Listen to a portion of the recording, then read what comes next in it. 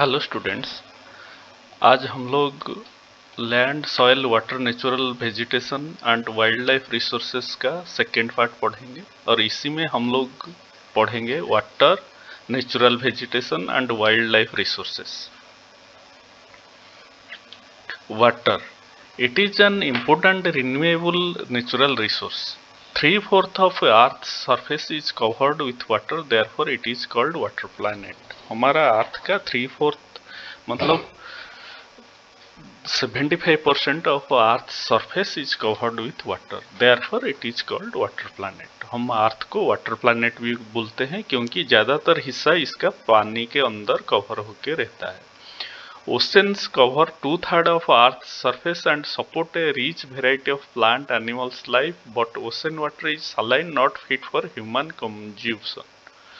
हम ocean water को consume नहीं कर सकते हैं क्योंकि ये सलाइन वाटर होता है, मतलब नमकीन पानी होता है, इसलिए हम उसको कंज्यूम नहीं कर सकते हैं।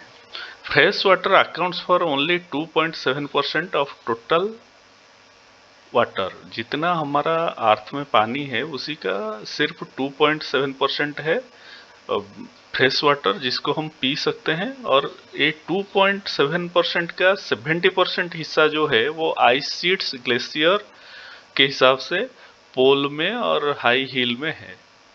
Only 1% of fresh water is available and fit for human.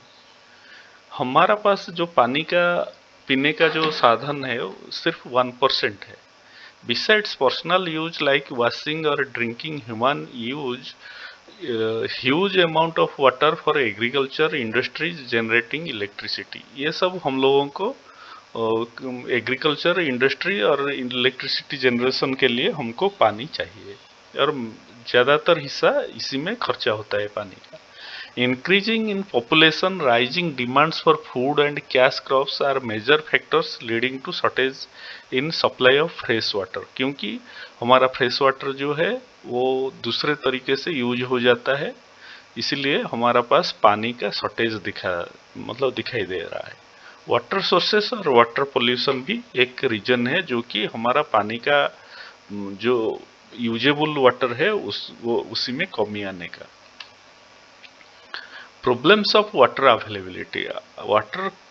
Availability हमारा पास क्यों नहीं है? Countries located in climatic zones are most susceptible to droughts, face great problems of water scarcity. जो क्लाइमेटिक जोन में है उसी में क्या है, बहुत पानी का कमी होता है और हर टाइम में ड्रॉट होने का खतरा लगा हुआ रहता है। वाटर शॉर्टेज में भी consequence of variation in seasonal और एनुअल प्रेसिपिटेशन और over exploitation and contamination of water sources.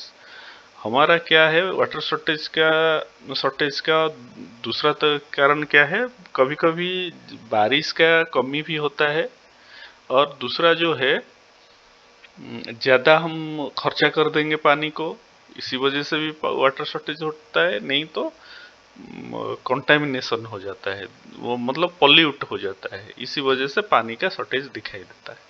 Conservation of water resources, control the over use of water. हम लोग कैसे पानी को कंजर्व करेंगे? हम ओवर यूज नहीं करेंगे। Water pollution can be controlled by treating these effluents suitable before releasing them in river. हम ज़्यादातर सीवेज करके इंडस्ट्री का गंदा पानी वो रिवर में डाल देते हैं। एक्चुअली वो सब डालने से पहले वो प्यूरिफाई करना जरूरी है। Water harvesting is another method to save surface water. हम लोग वाटर हार्वेस्टिंग भी कर सकते हैं। कैसे? छोटा छोटा तालाब बना के या पानी को वो जो रेन वाटर है उसको हार्वेस्ट करके हम लोग सरफेस वाटर को सेव कर सकते हैं। Canals used for irrigating field should be properly lined to minimise water losses. वो वाटर लॉस भी कैनल के थ्रू होता है, उसी में कैनल को अच्छा तरह से क्लीन होना है और वो लाइंड होना है, उसका जो पानी का लॉस होता है जैसे ना हो। Sprinklers effectively irrigate the area bye checking water losses through seepage and evaporation. Sprinkler जो हमारा खेत में जो पानी इरिगेशन होता है वो स्प्रिंकलर मेथड में कम पानी में ज़्यादा इरिगेशन हो जाता है, इसलिए स्प्रिंकलर यूज करना चाहिए। और ड्राई रीजन जहाँ ज़्यादा एवापोरेशन होता है उधर ड्रिप और ट्रिकल इरिगेशन सिस्टम यूज करना चाहिए, जो कि साइंस में हम लोग पढ़ चुके हैं। Natural vegetation and wildlife. Natural vegetation and wildlife exists only in the narrow zone of contact between lithosphere, hydrosphere and atmosphere. That is called biosphere. जो जितना एरिया में हमारा वाइल्ड लाइफ एग्जिस्ट करता है, वाइल्ड लाइफ और हमारा natural vegetation और human भी, उसको बायोस्फीयर बोलते हैं। In the biosphere the living beings are interdependent on each other for survival. This life supporting system is known as ecosystem. Ecosystem क्या है? वो बायोस्फीयर में जो एनिमल रहते हैं वो ईच अदर सर्वाइवल के लिए डिपेंडेंट है। कैसे?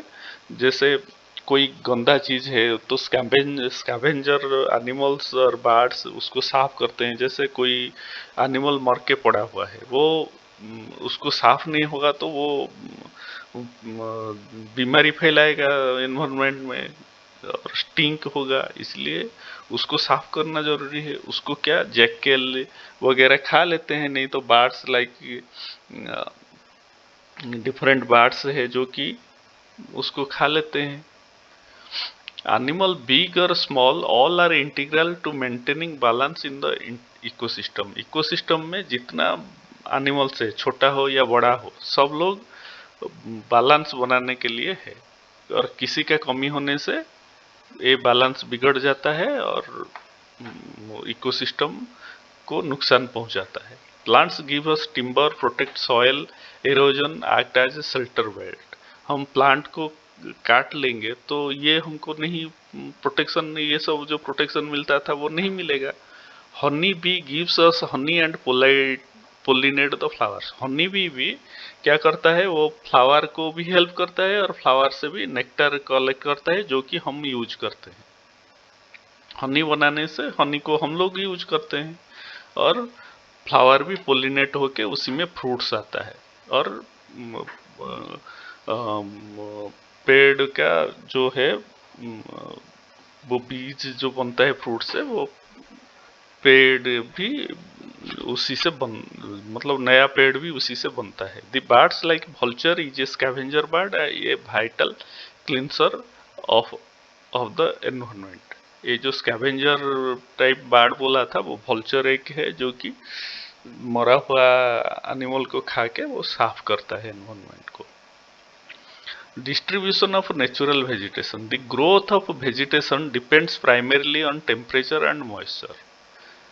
प्लांट कैसे बढ़ेगा? वो टेम्परेचर और मॉइस्चर के ऊपर डिपेंड करता है। The areas of heavy rainfall huge trees are found. जहाँ ज्यादातर बारिश होता है उधर बड़ा बड़ा ट्री मिलता है, और जहाँ मॉइस्चर कम होता है और बारिश कम होता है उधर क्या है? छोटा और stunted trees and grasses grow.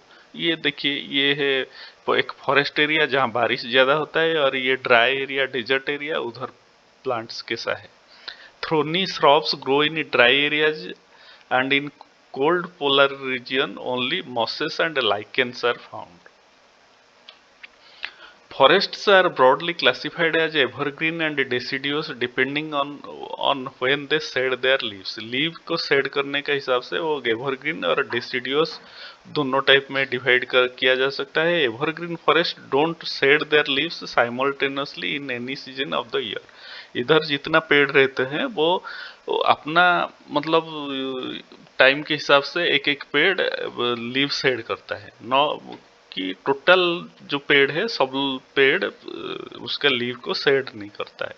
लेकिन डेसिडियस फॉरेस्ट में वो पर्टिकुलर सीजन में सब जितना प्लांट वो फॉरेस्ट में है सब लोग लीव को शेड करते हैं, क्योंकि conserve loss of moisture through transpiration. Transpiration के थ्रू जो मॉइस्चर लॉस होता है उसको अवॉइड करने के लिए वो लोग वो प्लांट्स सब इकट्ठा पत्ता को गिरा देते हैं। Both types of forest are further classified as tropical or temperate based on their location in different latitudes. Latitude के हिसाब से वो लोग वो फॉरेस्ट जो है डिफरेंट डिफरेंट हिसाब से क्लासिफाइड होता हुआ है, ये आपका लास्ट क्लास में आप पढ़ चुके हैं। Conservation of natural vegetation and wildlife. Cutting of plants and poaching of animals should be stopped by spreading awareness among the community. National parks, wildlife sanctuary, biosphere reserves are made to protect our natural vegetation and wildlife. Conservation of creeks, lakes and wetlands is necessary to save precious resources from depletion. ये सबको हम बचाना चाहिए। Laws should be passed against the trade as well as killings of birds and animals. Animals को मारना और business करने का एग्नेस्ट में लॉ पास होना चाहिए। और an international convention sites has been established that list several species of animals and birds in which trade is prohibited. ये साइट जो है वो इंटरनेशनल कन्वेंशन है जिसमें कोई भी एनिमल और बर्ड, एंडेंजर्ड बर्ड और एनिमल्स को ट्रेड या मार नहीं सकते। ये साइट्स का क्या है? Convention of international trade in endangered species of wild fauna and flora. Thank you. ये जो पार्ट हमने बोला है अभी, इसका नोट कर लीजिए, ये आपको एग्जाम में बहुत हेल्पफुल होगा।